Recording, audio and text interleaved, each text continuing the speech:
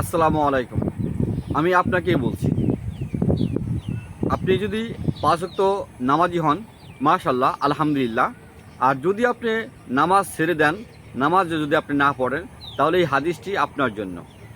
হুজুর পাক সাল্লাল্লাহু আলাইহি ওয়াসাল্লাম একদিন উনি ওনার সাহাবীদের নিয়ে কথা বলতেছিলেন।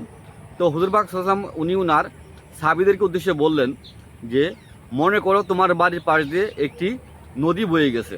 সেই নদীতে স্রোত বিদ্যমান। কোনো ব্যক্তি যদি দিনে ৫ বার ওই নদীতে গোসল করে, তাহলে তার শরীরে কি কোনো দুর্গন্ধ, নাপাকি, পিছুটি ভাব থাকবে? তখন সাহাবীরা উত্তর দিল, হুজুর, না, থাকবে না। তখন হুজুর পাক সাল্লাল্লাহু আলাইহি ওয়াসাল্লাম বললেন যে ৫ ওয়াক্ত নামাজও ঠিক ওরকমই। কেহ যদি খুশু সহিত ভালো করে অজু করে ৫ ওয়াক্ত নামাজ আদায় করে, তাহলে ওই ৫ ওয়াক্ত নামাজের সহিত নামাজ আদায় করার কারণে তার জীবনের সমস্ত গুনাহগুলা আস্তে আস্তে ঝরে যাইতে থাকে। জি, বিষয়টি ভালো লাগলে আমার চ্যানেলটি আপনারা অবশ্যই সাবস্ক্রাইব করবেন।